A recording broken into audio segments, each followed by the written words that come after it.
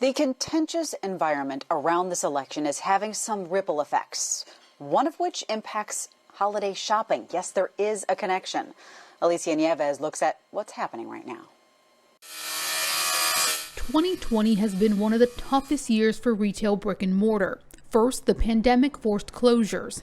Now, as holiday shopping started to ramp up, consumers not knowing how to react have hit the pause button on their spending. the contentious presidential election has become a significant distraction for shoppers.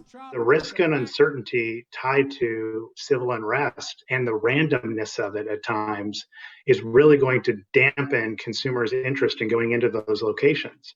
And that really takes the momentum out of what was a close recovery to traditional shopping patterns. Between the pandemic, the election, it just doesn't feel like it's going to be a jolly old Christmas this year. Mark Cohen, the director of retail studies at Columbia University, says consumers need some tranquility or calmness to spend and some excitement to spend the way they would normally for the holidays.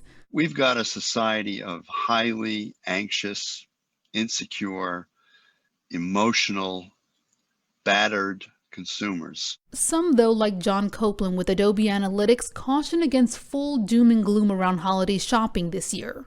Typically, the day after an election, consumers slow their shopping a little bit. Adobe Analytics data shows in 2016, consumer spending dropped 14% after the election.